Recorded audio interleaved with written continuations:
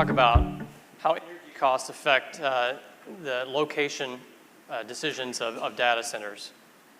We're going to talk about how cables get funded and the problems with that. And then finally, we're going to conclude with talking about, but not showing, adult content. Energy costs, first of all. It seems like when it comes to the decisions to build data centers, and by that I mean large single-tenant data centers that the kind that content providers are building in sort of weird places of the world where that's not really close to the center of fiber optic connections. It feels a bit to me like a tail wagging the dog. Now, why might that be? Who's in charge here? Well, if you look at the build cost numbers, it's apparent right away what the more expensive of the two elements is. Cost of building a 120 megawatt facility, which is a giant facility admittedly, but this is one that Google announced in the Netherlands. $770 million. Building a transatlantic cable, $250. Very much different. So I think a lot of the content providers are focused first on the data centers and then figuring out how to bring in the network availability to support them. So for the rest of our myth, let's look at what are some of the cost elements driving the build decisions. Electricity is an obvious one. These data centers, especially the kind that the content providers use, pack in lots of servers which use lots of energy. I pulled out from the US Energy Information Administration a huge spreadsheet of prices that various utilities in the United States charge for industrial power rates. Really interesting, I guess if you're a nerd. And on the west coast of the United States, here's some of the extreme examples. Down in California, PG&E, you're going to have to be paying 14 cents per kilowatt hour. Whereas in the state of Washington, not Washington, D.C. on the East Coast, but the state of Washington, which is in the northwest part of the country, the Grant County Public Utility charge is only 3.3 cents per kilowatt hour. So I had an idea, a business idea, the two steps. First of all, get $1 billion. And that's the easy part. The second part is to take that money and invest it in building a data center. But unfortunately, I'm apparently not the first one to think of this. Looked on Google Maps, and this, the main town, or one of the main towns in Grant County, is a city, or I should say a town called Quincy, Washington. It's this little dusty town in the center of Washington with basically one big street going through it. If you look at the Google Maps image, you can see what looks like giant warehouses all around. And what has happened is Microsoft, Yahoo, Intuit, Sabi, Dell, and a few other really big companies have built data centers all around it to take advantage of the very low electricity price. Even a Bitmine coining operation took a 2.5 megawatt facility in Quincy, Washington to save money. And look how much it adds up over time. If you're in a building that's using, on average, over the course of the year, 50 megawatts, this is how much you're saving. You would be paying $60 million down in California. But up in Washington, where you're using this cheap hydropower, which also, by the way, is green and probably gets carbon credits to the companies, you're only going to be paying $15 million. So that's a difference of almost $50 million a year. So clearly, energy is very important, both the cost and the content, or the source of the energy. I've also wondered why content providers have been focusing on Scandinavia or Ireland. Partly it's climate. It's cheaper to run a data center if it's cool outside, less air conditioning. Also, power costs come into play. Here are some of the costs for Sweden versus Germany. You can see right away, I thought Germany would make a more logical location for a big data center. It's closer to the center of Europe, lots of fiber there, but it costs more to power a data center in Germany than Sweden. Look what happens though when you add on electricity tax. Big difference. The taxes come into play, not just electricity taxes, but also sales taxes are very important as part of the decision of where to locate. I know this is not the case in a lot of countries, but in the United States, sales tax and VAT has been essentially devolved to state and local jurisdictions. So they can somewhat compete with each other to offer a really nice deal to some of these big data centers. And because of that, I believe Facebook reported they saved $30 million already due to local tax incentives. Why does sales tax matter? Various reasons, but one is that it takes a lot of equipment to get into, to install into these facilities.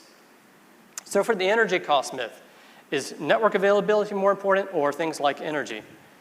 I'd say that there's lots of reasons to locate data centers, energy being a prime one.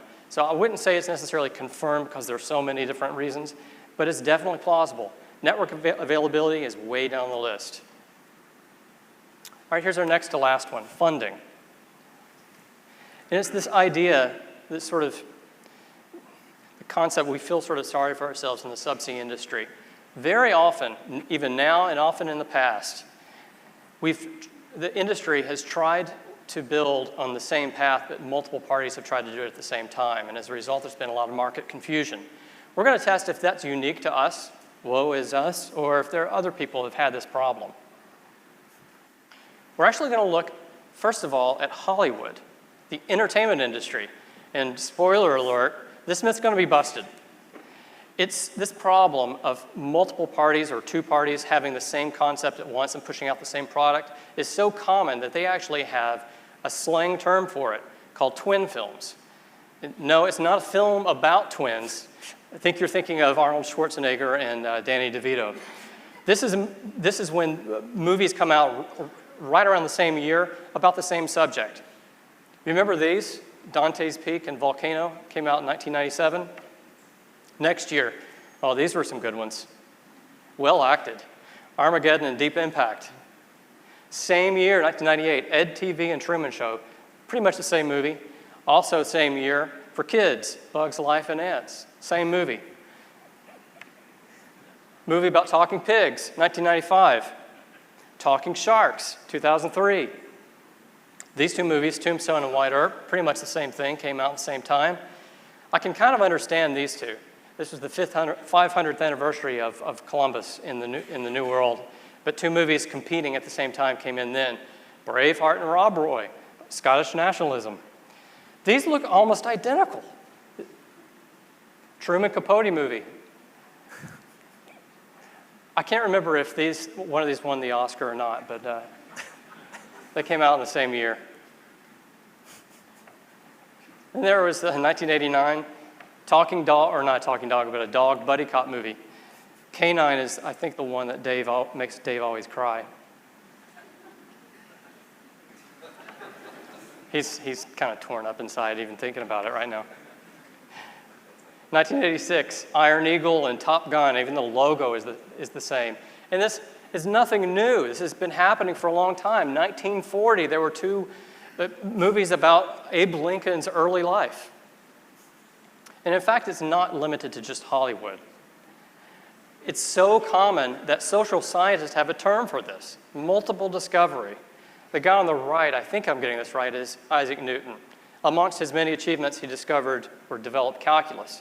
The guy on the left is Leibniz. He did the same thing almost independently in Germany. And not just calculus. 18th century, this happened with the discovery of oxygen. Mid-19th century, the development of the origin of the species or evolution. It wasn't just Darwin, some other guy pretty much came up with the same idea independently at the same time. It's happened over and over and over again. So social scientists have theorized why that may have happened. And because they're social scientists, of course, they can't agree on it, probably because they can't prove anything. But they have some theories. One is recombinant conceptualization. And I'm going to level with you. I don't completely understand what this means. But it's basically the concept that various ideas evolve to a point and then they combine and merge and then a new one develops. And it's essentially that, as opposed to the heroic theory of development, that some genius comes along and reveals to the world what's happened. Instead, it's that the market or science has evolved to a point where it's almost inevitable that these would merge and a new idea would present itself. You could say the same for all these wild transatlantic cable ideas now that are trying to cater to content providers. Content providers are kind of a new thing in the market, so it's not surprising that it wasn't just one person that thought of this. There are several parties scrambling for this. Or another cable right now that's having issues, or cables having issues, the west coast of Australia up to Indonesia. It's been clear for a long time that the market needed that, but several of these cables are competing with each other. A more prosaic reason that multiple discovery is happening is just company to company staff movement, or even better, industrial espionage. Or perhaps people drinking a little bit too much at SubOptic parties and talking. So what does it mean for our industry? One is that there's always market confusion. And the business plans looked at individually for these companies often make a lot of sense. Clear that they're going to make a profit and there's a need for it. But because they're all competing for the same customers, it's difficult to get funding often because they can't meet pre-sale targets. The pre-sales are scattered amongst multiple other parties, and often the customers are held back from committing because they kind of want to see which one is the more likely. And often, if the customers are smart, they'll play these potential sellers off of each other, and the result is price destruction. So it is a problem for our industry, but it's nothing new to us. Think of K9. So this one's busted. And our final myth, and the reason that some of you have made the decision to stay probably, adult traffic. And this is the concept we explored 3 years ago, that adult content drives most internet traffic. Guarantee you that you've heard this myth before, right? And there's never a very good source for it, but I've often seen, 60% of the internet's porn. Well, we're going to see what kind of data there is. Is that really true? And maybe things have changed in 3 years. We kind of busted it at the last SubOptic, but maybe things have changed. How are we going to do this? First of all, we're going to look at a third-party data source. It's the Sandvine that Alan mentioned before. They present some interesting information. What the pie chart here is that we're looking at is peak downstream traffic by different kinds of different applications for North America. And you can see that over 2/3 of that pie is what they categorize real-time entertainment, and that includes audio and video streaming. Really big. Most pornography would be included in that application category. So right now, the myth is looking okay. Looks like it might be confirmed. But we need data on the individual adult sites. Believe it or not, there is an adult content site that publishes detailed information on their traffic. And in 2015, this is the company, and they actually own several other sites that list in the top 1,000 under Alexa. So it's probably the largest site in the world. They revealed that they streamed 75 gigabytes per second, not gigabits. So I presume they're talking about 600 or so gigabits. That's a lot. It's a lot of traffic. But by most estimates of total end user traffic right now, we're at 20 terabytes per second. So it's dwarfed by other content. So that site accounts for about 0.375% of the internet. So if it's not adult content, what is driving all this? Let's focus just now on the real-time entertainment category, see what that might be. Well, there we go. About half is Netflix. Again, this is North America. It's going to be a little smaller in other places. Netflix is a little more prominent, again, at the end user level. This is not international, but at the end user level. Then YouTube, Amazon Video, and various other things. The little gray wedge accounts for about 7% of the overall internet. So if we pretended for a moment that that was just adult content, that's still only 7%. And we know that's not the only thing in there. There are things like Spotify and Twitch. Other streaming services are very popular. They're included in that roll-up. So I think we've already busted the concept that pornography is the majority of internet content. But as a slight aside, let's talk about its effect on international patterns. This is a map of the legality of adult content. And I know this is true because I got it off of Wikipedia. Red means it's illegal, and yellow means it's semi-legal or something, some restrictions. And you can see much of the world is red. All of North Africa, pretty much all of the Middle East, red. But if we go back to the Alexa information, which showed the top websites that users are accessing in various countries, we can see that even though it's illegal everywhere, or in many places, it's ubiquitous.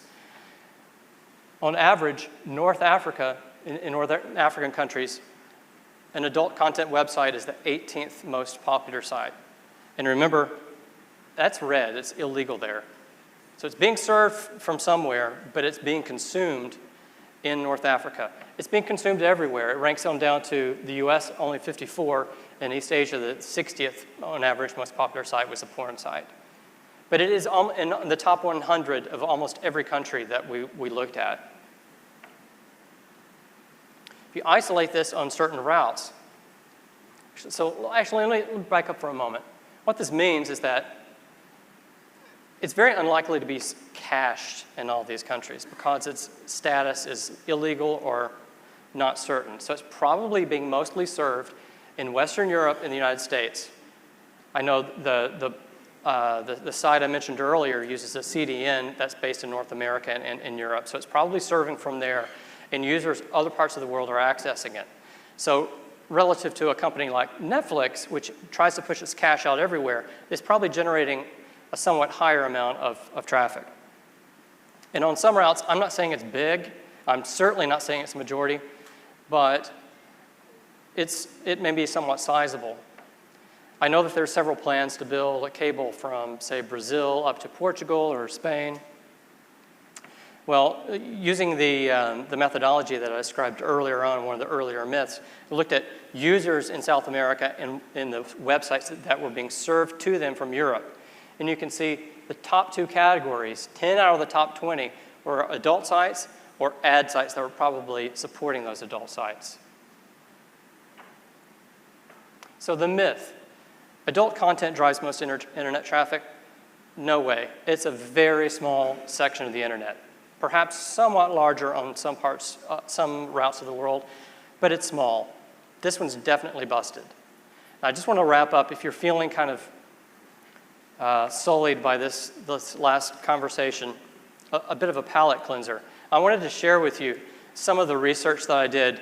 When I started this, I naturally just started typing in how much of the internet is porn. And here's what came up instead. How much of the internet is IPv6? That makes sense. How much of the internet is cats people are searching for?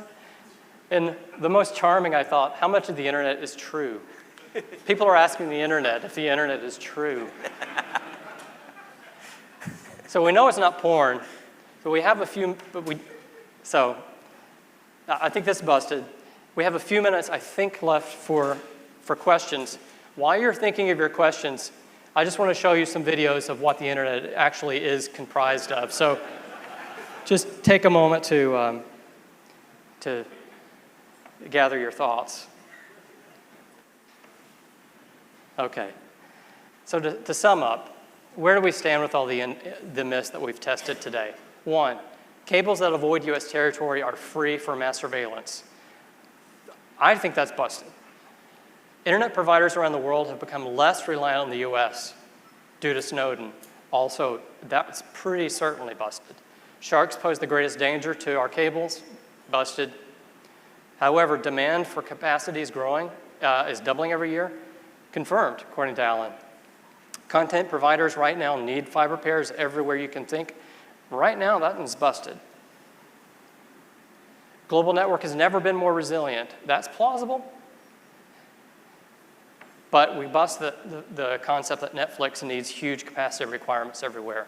And finally, according to George Clooney, the destruction of a single satellite would cause us to lose our Facebook. He's a freaking idiot. Energy costs are driving build decisions of data centers. Plausible.